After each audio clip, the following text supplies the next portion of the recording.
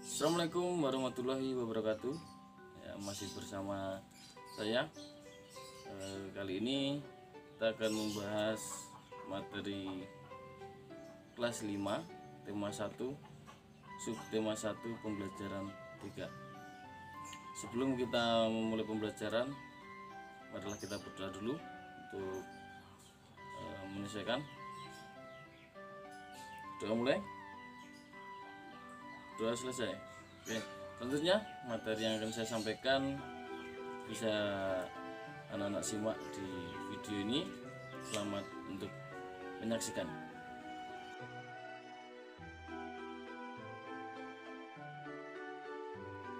Pak Rudi mengajak Edo mengumpulkan air seni kelinci. Air seni kelinci tersebut oleh Pak Rudi disalurkan melalui saluran air dan dikumpulkan ke dalam satu wadah penampungan. Meskipun bau, tetapi air seni kelinci ini sangat baik digunakan sebagai bahan pupuk cair organik untuk tanaman. Sayuran akan tumbuh dengan subur, tanaman buah akan cepat berbuah, dan tanaman bunga akan cepat berbunga. Kemudian Pak Eko datang ke kandang kelinci. Pak Eko meminta air seni kelinci milik Pak Rudi untuk memupuk sayuran di belakang rumahnya. Tentunya dengan ikhlas, Pak Rudi pun memberikan sebagian air seni kelinci tersebut kepada Pak Eko. Mengapa? Karena kita harus saling membantu. Jika ada orang yang membutuhkan bantuan, kita harus secara ikhlas dan sukarela memberikan bantuan. Karena kita makhluk sosial, artinya tidak dapat hidup sendiri dan membutuhkan bantuan orang lain. Saling membantu dan tolong-menolong adalah bentuk dari pengamalan sila Pancasila. Salah satunya adalah sila kemanusiaan yang adil dan beradab. Untuk lebih memahami nilai-nilai yang terkandung dalam sila-sila Pancasila, mari kita simak materi berikut. Pancasila sebagai dasar negara Indonesia bukan lagi suatu hal yang baru bagi masyarakat Indonesia. Dari zaman dahulu, nilai-nilai Pancasila memang sudah terkandung dalam kehidupan sosial budaya masyarakat kita. Nilai-nilai tersebut telah meliputi berbagai aspek kehidupan dan masih tetap dipelihara sampai saat ini. Nilai-nilai Pancasila perlu sekali kita kembangkan dalam kehidupan sosial budaya. Hal ini dimaksudkan agar tercipta suasana yang tenang, sejahtera, damai, dan aman. Tanpa nilai-nilai tersebut, kita tidak akan dapat mencapai semua itu. Nilai yang terkandung dalam sila Pancasila yang pertama adalah 1. Nilai ketuhanan yang Maha Esa, yaitu beriman kepada Tuhan yang Maha Esa sesuai dengan agama dan keyakinan yang dianutnya.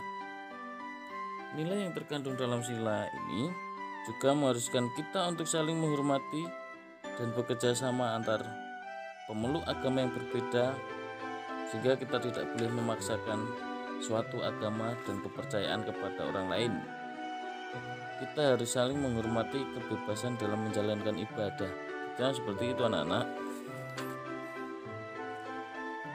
Untuk yang kedua, nilai yang kedua adalah nilai kemanusiaan yang adil dan beradab. Setiap warga negara hendaklah mengakui persamaan derajat, persamaan kewajiban antara sesama manusia sebagai asas kebersamaan bangsa Indonesia, dan persamaan hak. Dengan menjunjung tinggi kebersamaan derajat, hak, dan kewajiban, maka seluruh bangsa Indonesia bersama-sama akan mampu menegakkan dan juga memelihara kebersamaan. Penerapan nilai ini dalam kehidupan sehari-hari adalah dengan mengembangkan rasa saling mencintai sesama manusia, sikap tenggang rasa, menjunjung tinggi nilai-nilai kemanusiaan, gemar melakukan kegiatan kemanusiaan, serta berani menegakkan kebenaran dan keadilan. Nilai yang ketiga adalah persatuan Indonesia.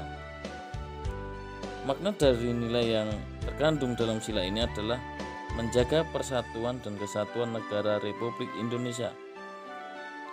Dengan menerapkan sikap cinta tanah air, rela berkorban demi bangsa dan negara, serta memajukan pergaulan demi persatuan dan kesatuan bangsa yang berbineka tunggal ika. Selanjutnya, nilai sila keempat yaitu nilai kerakyatan yang dipimpin oleh hikmat kebijaksanaan dalam permusyawaratan perwakilan. Setiap warga negara memiliki kedudukan yang sama.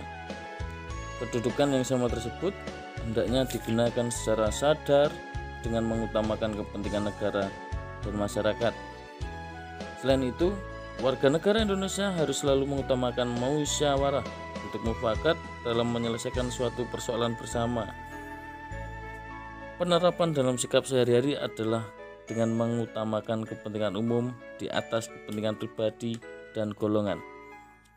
Tidak memaksakan kehendak kepada orang lain serta mengutamakan budaya masyarakat dalam menyelesaikan masalah dengan diliputi oleh semangat kekeluargaan.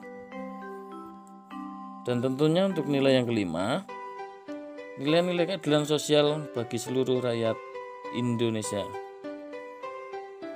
Kita harus menghindari diri dari sifat pemborosan, selalu bergaya hidup mewah, dan perbuatan-perbuatan yang merugikan kepentingan umum. Bekerja keras dan menghargai hasil kerja orang lain sangat dibutuhkan dalam mewujudkan sikap kebersamaan. Di samping itu, harus dikembangkan pula sikap adil terhadap sesama, menghormati hak orang lain, serta menolong dan menghargai orang lain. Baik anak-anak, setelah kita mempelajari tentang nilai-nilai dalam Pancasila, kita akan membahas tentang kondisi geografis negara Indonesia. Letak geografis Indonesia terletak di antara dua benua, yaitu benua Asia dan benua Australia.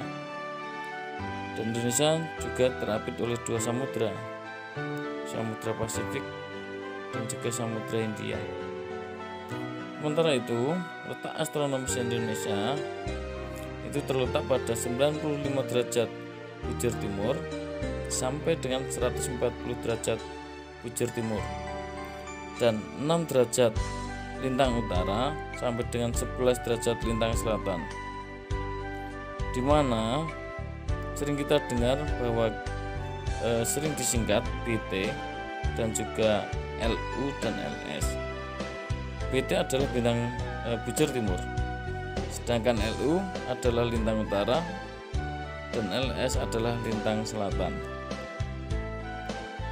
Selain letaknya yang strategis, Indonesia juga memiliki luas wilayah yang tergolong sangat luas. Menurut Badan Informasi Geospasial atau sering yang disebut dengan BIG, menyebutkan wilayah Indonesia terdiri atas daratan seluas 1.922.570 km persegi dan perairan seluas 3.257.483 km persegi. Indonesia memiliki daratan dengan jumlah 13.466 pulau. Bayangkan saja, pulau yang menjadikannya sebagai salah satu negara kepulauan terbesar di dunia. Oke anak-anak, setelah kalian menyaksikan video pembelajaran tadi, kalian akan mengerjakan tugas berikut.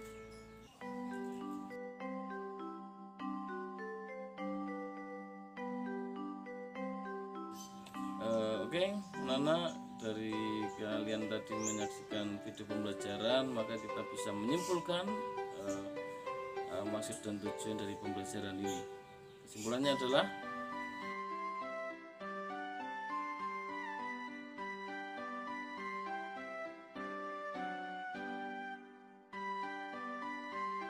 sekian pembelajaran hari ini. Semoga bisa bermanfaat untuk anak-anak yang ada di rumah ataupun yang menyaksikan. Sekian dan akhir kata wabillahi taufiq. Wassalamualaikum warahmatullahi wabarakatuh.